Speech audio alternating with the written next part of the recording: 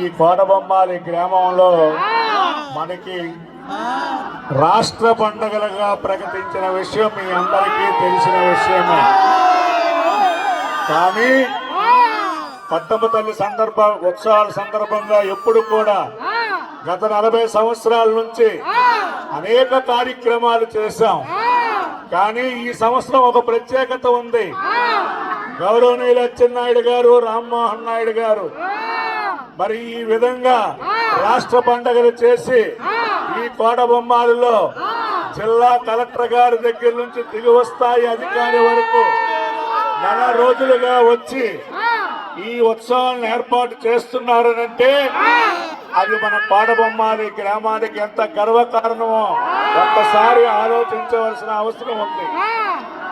అదేవిధంగా పోలీస్ సోదరులు, ఎస్పీ గారు, మరి వారి సిబ్బంది, ముఖ్యంగా ఇక్కడ లోకల్ సిఐ ఎస్ఐ గారు, మరి డిఎస్పీ గారు, మరి వీరందరూ కూడా మరి ఈ 3 రోజులు ఏ అవాంఛనీయ సంఘటనలు జరగకుండా పండగలు బాగా జరగాలని ఎప్పుడు లేని విధంగా ఈ సంవత్సరం సుమారు 3 కోట్ల రూపాయలు ఖర్చు పెట్టి ఈ కార్యక్రమాలు చేస్తున్నామనంటే అది మీ యువకులకే చెందుతుందని చెప్తున్నాను.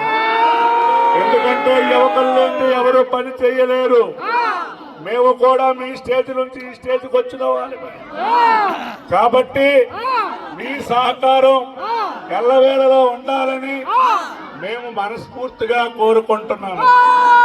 మీరు ఇంకా జోషంకని పెంచలేదు, మాస్ డాన్స్ లేదు, ఏదో పేరుకేట్ మాస్ డాన్స్ తప్పించి గాని మాస్ డాన్స్ మా పోలీస్ సోదరులందరూ కూడా మాస్ డాన్స్ చూడాలని అక్కడ మా సీఏ గారు ఎదురు చూస్తున్నారు. 2 కనులు అప్పగించి ఎదురు చూస్తున్నారు. మీరు